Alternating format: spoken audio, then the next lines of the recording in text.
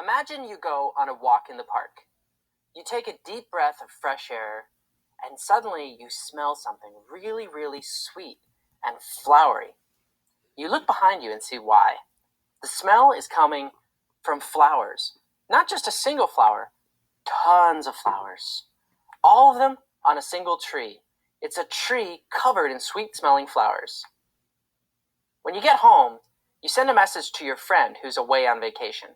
You promise her you'll take her to see and smell this tree when she gets back. 2 months later, your friend comes back from vacation. It feels like it's been forever. So you take her to the park and you walk toward the tree. But when you get to the tree and look up, you see that the flowers are gone. At first you're bummed, but then you can hardly believe your eyes. In the place where there were flowers, the tree is now full of pears. It's as if the flowers turned into pears. But you've already learned that flowers are seed makers. You look down on the ground beneath the tree.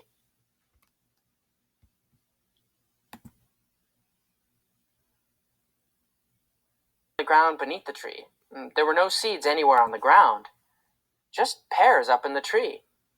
So where are the seeds the pear flowers should have made? What do you think happened to the seeds the pear flowers should have made?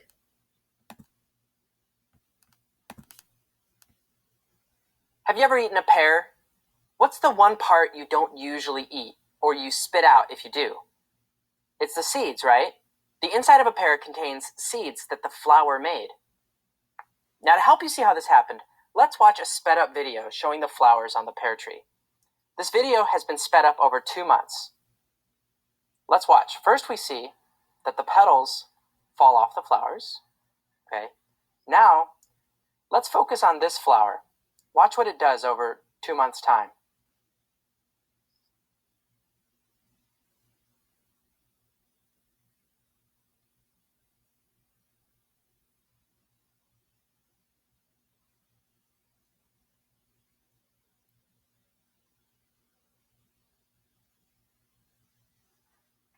Okay, I'm going to pause and let's zoom in on this one and we'll keep watching it.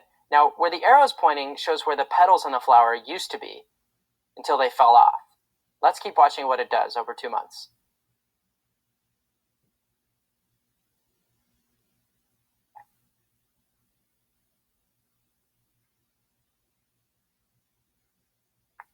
Did you see that? It turns out that the flowers on the tree turn into pears, and the pears contain the seeds on the inside. But did you notice that the whole flower didn't turn into a pear? Just one part of the flower turned into a pear. What part of the flower turned into the pear?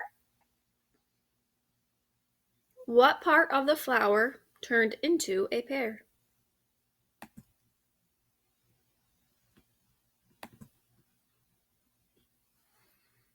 You've already learned how flowers need to get pollinated. That's what has to happen in order for plants to create seeds. But once a flower gets pollinated, what's going on inside the flower exactly? Why is it that the flower getting pollen on its sticky stigma causes it to form a seed pod? Scientists got curious and so wanted to look inside the part that contains the sticky stigma. They cut open that middle part of the flower. They dissected it. And inside there, at the bottom of that long stalk that has the sticky stigma on the end, here's what it looks like when they cut it open. They found out that before a flower gets pollinated, there are tiny little eggs in there. You heard me right. I said eggs. These are plant eggs. Plants have eggs, just like many animals do too. Now, the fancy Latin word for eggs is ova. So the part containing the eggs, which we might call an egg chamber, well, scientists call it the ovary. When a flower gets pollinated, pollen travels down from the sticky stigma into the egg chamber or ovary and combines with the eggs inside there. It's only once the pollen reaches the eggs that now they begin to develop into seeds, which can grow into new plants.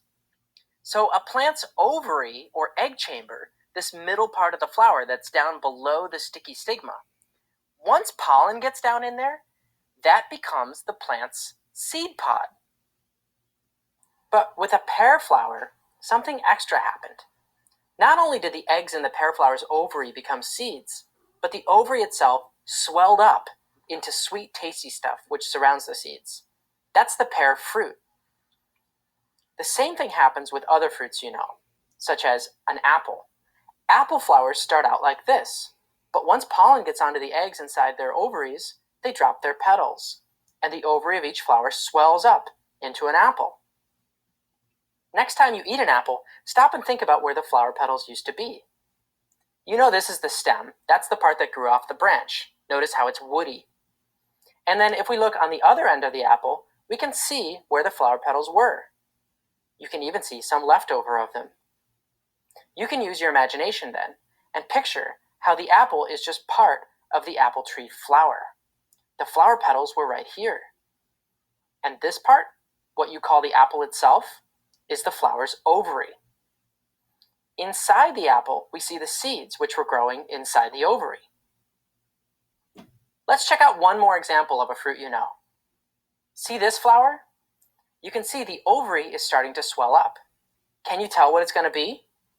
Let's fast forward a few months later, when the flower has dropped its petals and the flower's ovary has fully swelled up. Are you ready?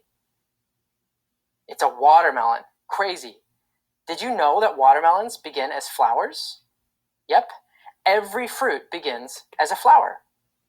And don't forget, flowers are seed makers. You can see the seeds of the watermelon right here.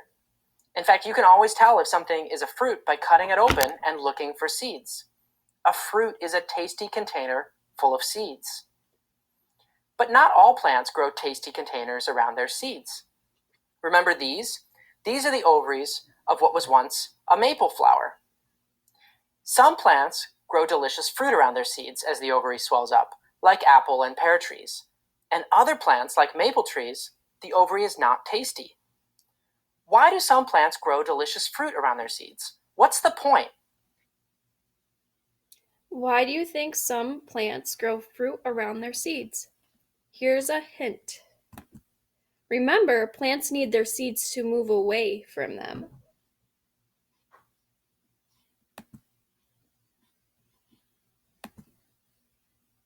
Do you like to eat fruit like cherries or strawberries?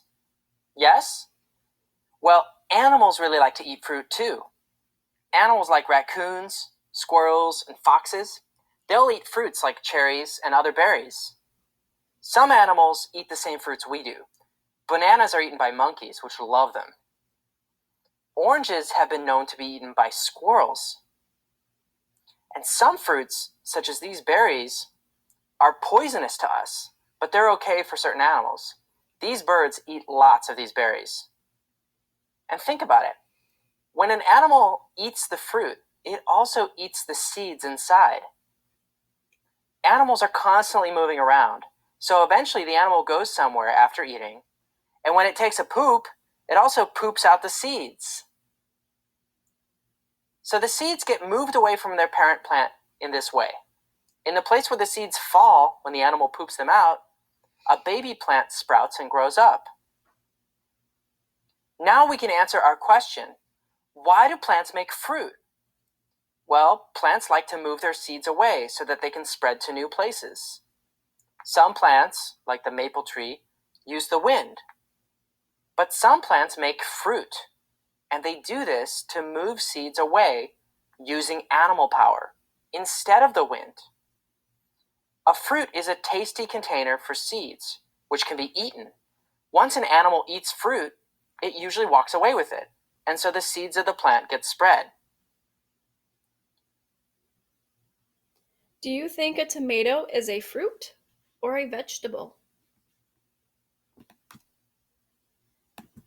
It depends whether you ask a scientist or a chef. Find out more in the next video.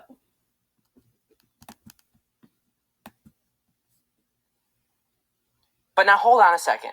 If a fruit is part of a plant we eat that has seeds in it, what's with this green pepper then? It's not a fruit. If you've ever helped chop up vegetables, you might know that many vegetables have seeds in them too, like green peppers. Well, we can see, even here from this photo, that the pepper started out as a flower, and eventually the ovary of that flower swelled up into a green pepper. So does that mean a pepper is actually a fruit? And what about other vegetables with seeds in them? Are they fruits too? If you ask a plant scientist, they'll tell you that yes, a pepper is a fruit. Any vegetable which has seeds in it is a fruit, according to a plant scientist.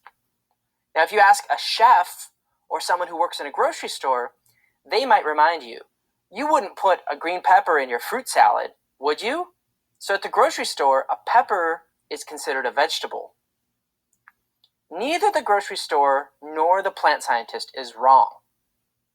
Now wait, you might be thinking, fruit or vegetable? How can they both be right?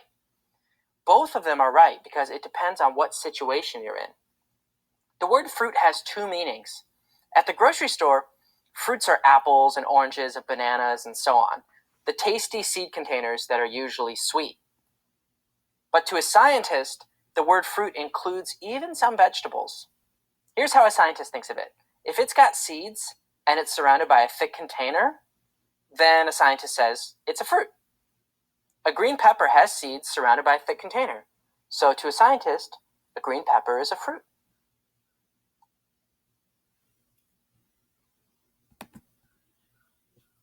We are going to play a game called Science Fruit or Science Vegetable. It's your job to think like a plant scientist and figure out what's a fruit and what's a vegetable. To a plant scientist, a fruit, like this apple, has seeds in it. A vegetable doesn't have seeds in it. So to figure out if a food is a fruit, you're going to take a look at a slice of it and search for seeds. If you find seeds, then you know it's a science fruit. If you don't find seeds, then you know it's a science vegetable. Remember, you're thinking like a plant scientist, not someone at the grocery store. To play the game, you need a worksheet, a pencil or pen, and a toothpick.